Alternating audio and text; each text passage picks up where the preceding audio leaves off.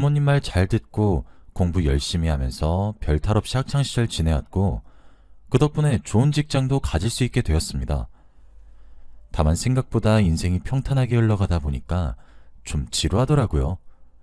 그때 제 인생을 180도 뒤집은 여자가 나타났습니다. 그 여자가 제 아내였어요.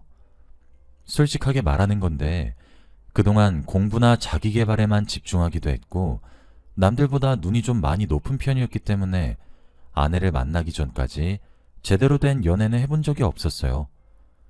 제가 해외 출장이 있어 미국행 비행기를 타고 있던 중에 아내를 만나게 되었는데 아내는 그 비행기의 스튜어디스였습니다. 단정하게 위로 올린 머리며 유니폼까지 잘 어울리는 아름다운 자태에 제가 첫눈에 반했어요. 가끔 보면 지금의 배우자를 만났을 때 언뜻 머릿속에서 이 사람이랑 결혼하게 되겠구나 하는 느낌이 들었다는 사람이 많이 보이던데 저도 마찬가지였어요.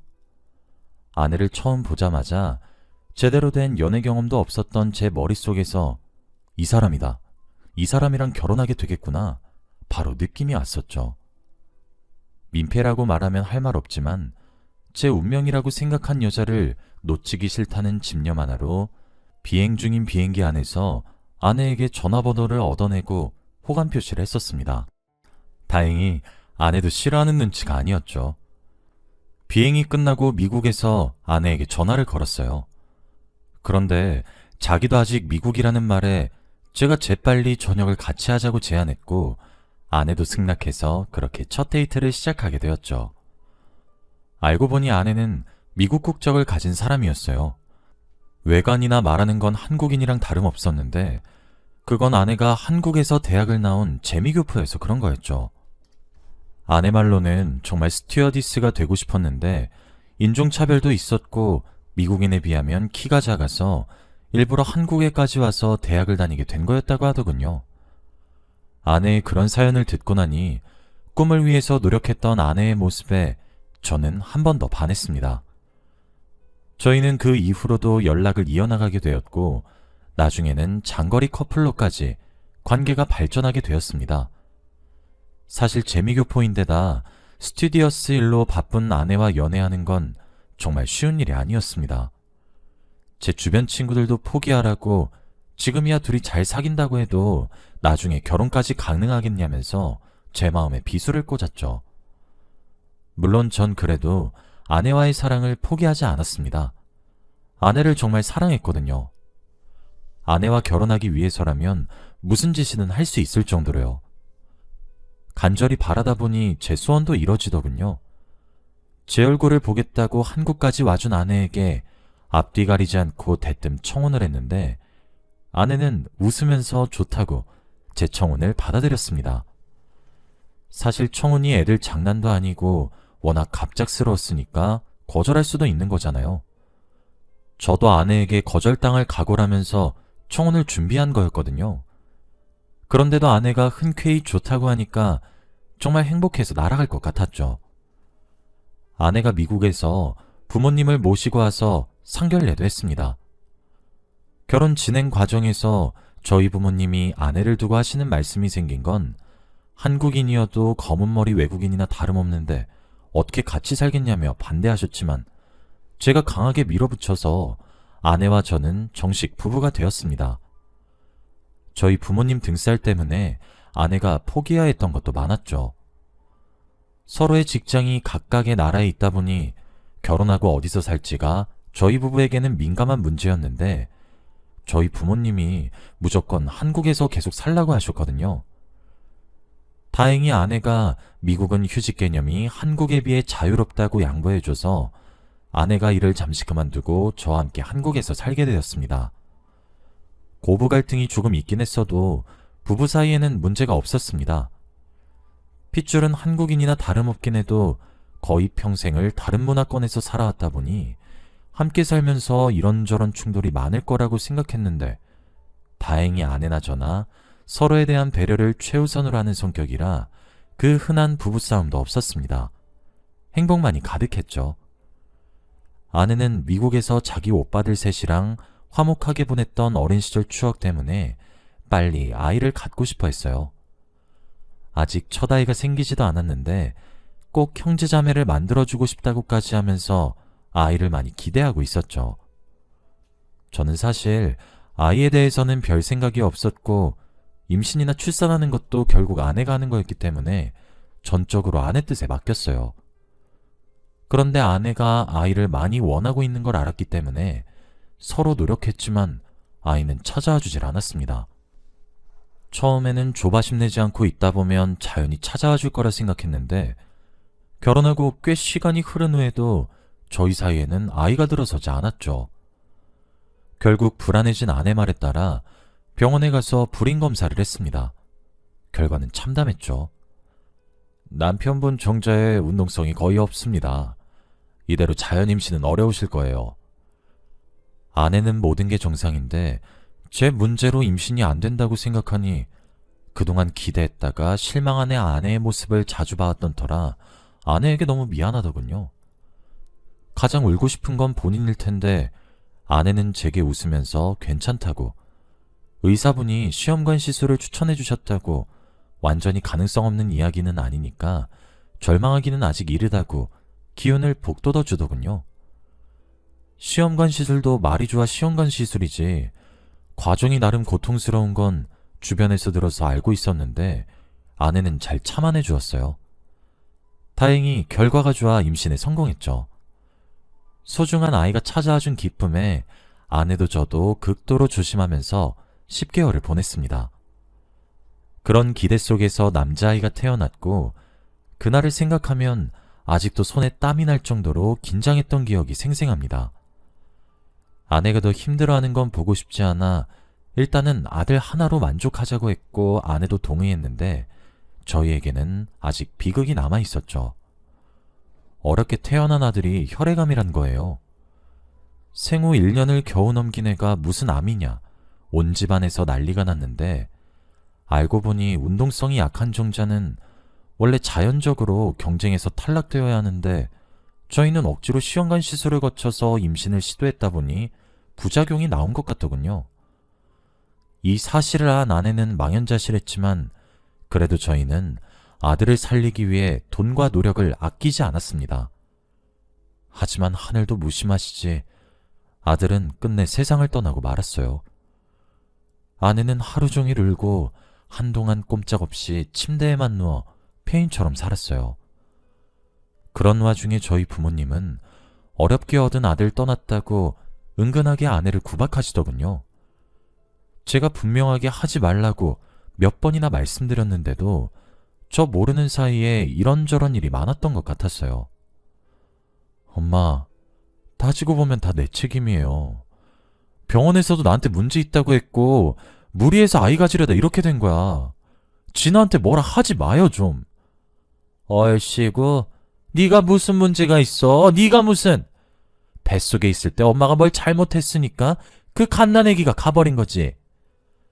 저희 부모님이지만 극성이긴 하셔서 제가 아무리 납득을 시키려고 해도 아이가 떠난 걸 무조건 아내의 잘못으로 몰아가셨습니다.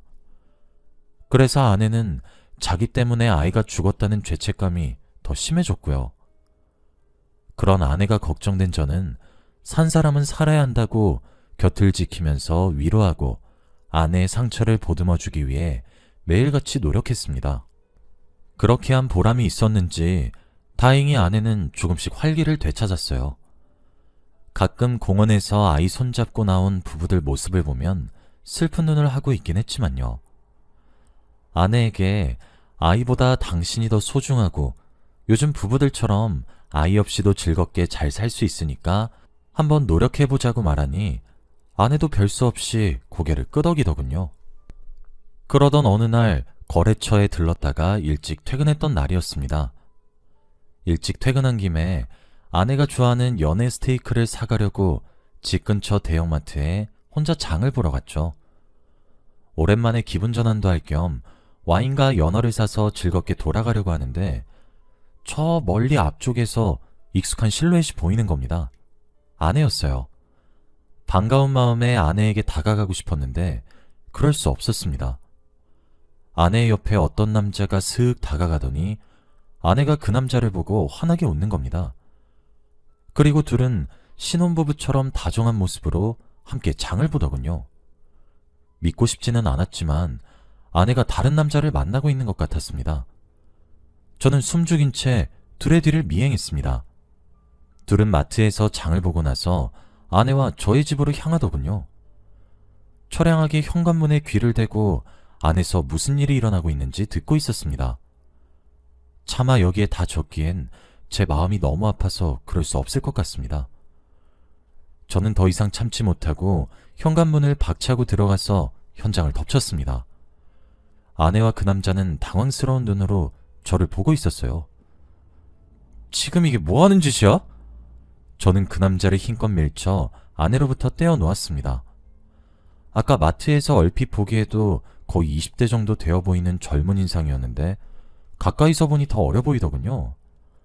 오빠, 왜 이래? 왜 사람을 때려? 아내가 그 남자를 감싸고 돌면서 제게 소리쳤어요. 너야말로 왜 이래? 어떻게 이럴 수가 있어? 서준이 떠난 지 얼마나 됐다고 이래, 당신? 아니지, 내가 지금 뭐 착각하고 있는 거지? 제가 넉나간 표정으로 그럴 리 없다는 듯 중얼대니 아내는 고개를 푹 숙이고 말했습니다. 오빠, 미안해. 나 이 사람 덕분에 서준이 떠나고도 겨우 웃을 수 있게 됐어. 오빠 얼굴 보면 자꾸 서준이 떠나던 모습이랑 시어머님 나한테 타박하시는 거 떠올라서 나 너무 힘들어. 더 이상 같이 못 살겠어. 같이 못 산다니? 그게 무슨 소리야? 우리 이혼하자.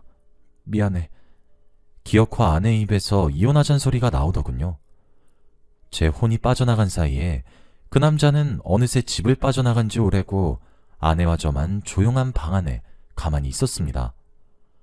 아내를 너무 사랑했기에 처음에는 당연히 이혼할 수 없다는 입장이었어요. 외도 사실을 눈 감아주는 한이 있더라도 이혼하는 건 싫었어요. 그런데 매일 퇴근하고 집에 돌아와도 이게 사람 사는 집인가 싶을 정도로 차가운 기류가 흐르는데 이렇게는 도저히 같이 살 수 없겠더라고요. 결국은 법원에 가서 이혼 서류에 도장을 찍었습니다. 이미 끝난 마당에 위자료니 뭐니 해서 질질 끌고 싶지 않았어요. 아내도 저도 마지막에 울면서 헤어졌어요. 그 후로 저는 들려오는 아내의 소식도 일부러 피하고 제 일에만 집중하며 살았습니다. 당연히 그 어린 상간남을 계속 만날 줄 알았던 아내는 얼마 지나지 않아 다시 미국으로 돌아갔다는 소식을 마지막으로 어떻게 사는지 알 수 없게 됐죠. 같은 나라에 사는 것도 아니고 아예 미국으로 돌아가 버렸으니 앞으로 다시 만날 일은 없겠구나 괜히 슬퍼지더군요. 어쨌든 아내는 제가 인생에서 제일 사랑한 여자였으니까요.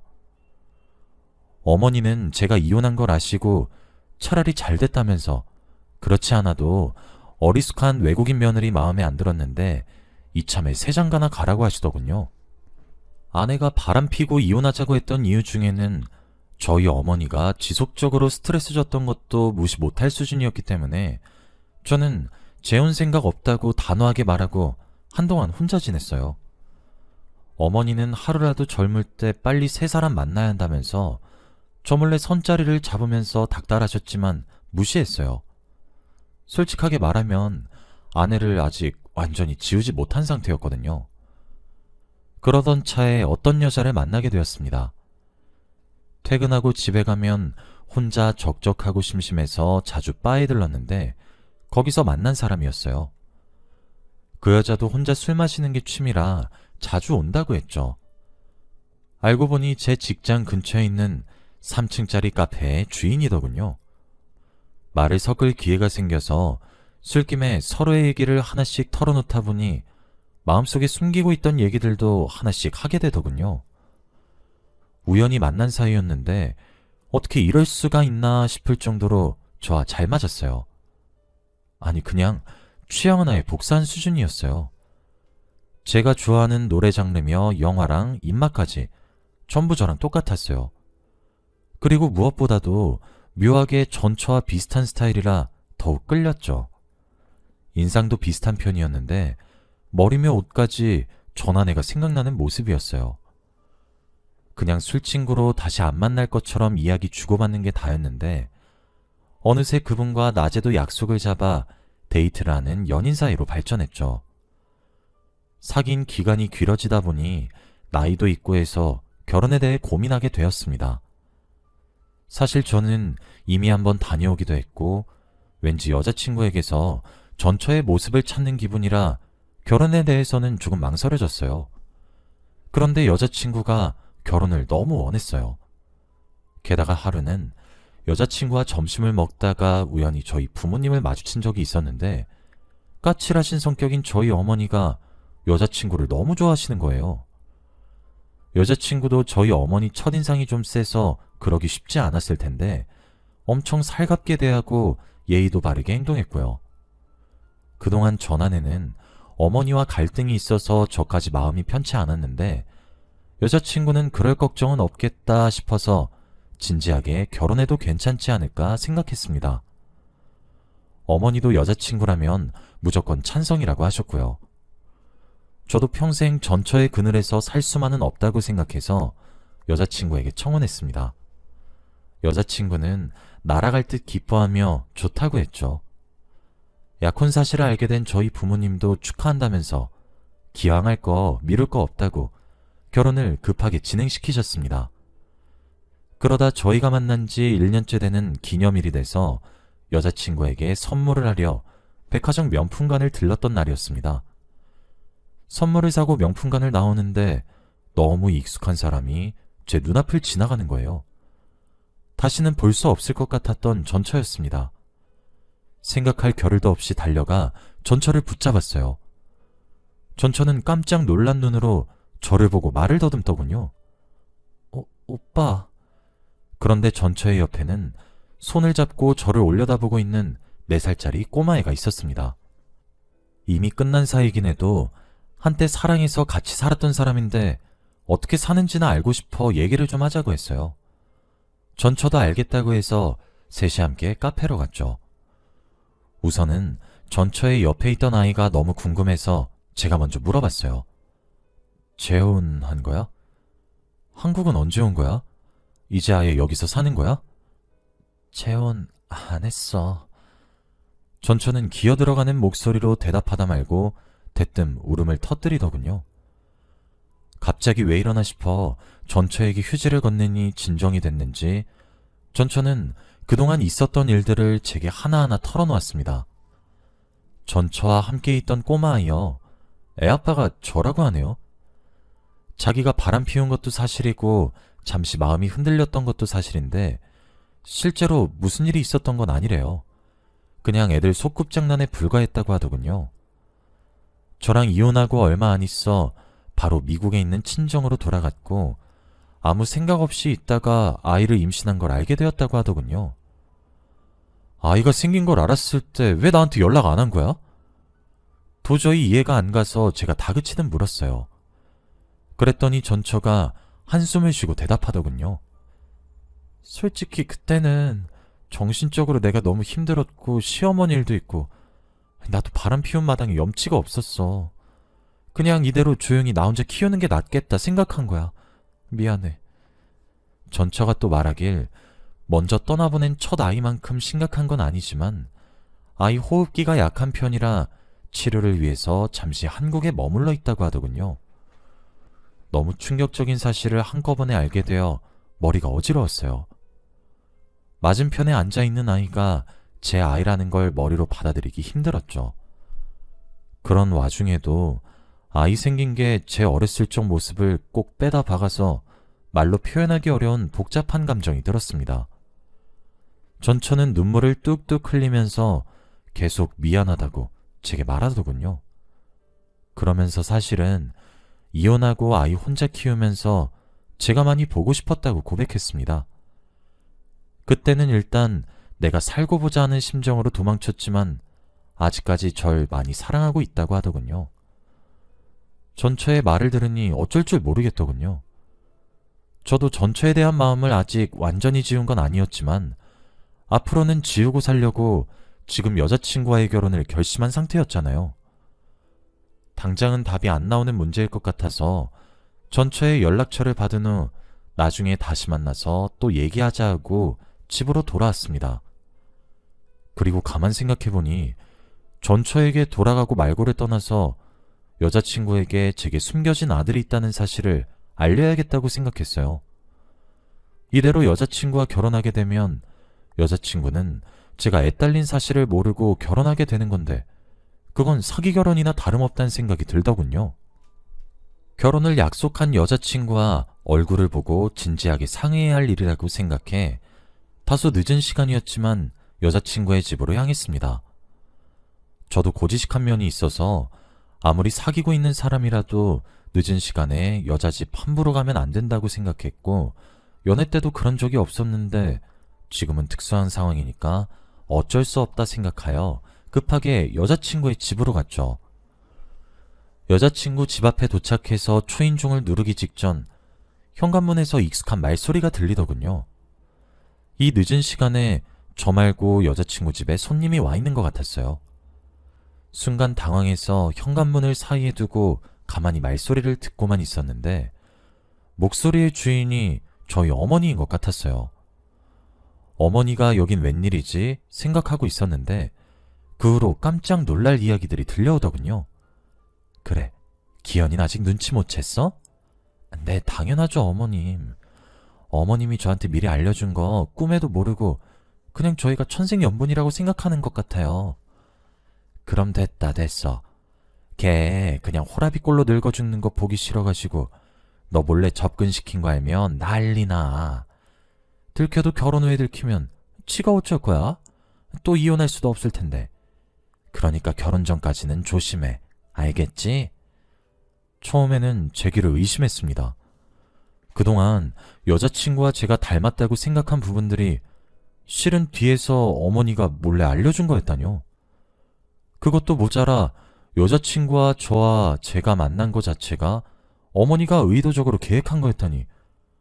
여자친구와 처음 만났을 때 여자친구가 전처와 비슷한 차림을 하고 있었던 걸 기억하니 이것도 어머니가 언질해준 건가 싶어 순간 소름이 다 돋더군요.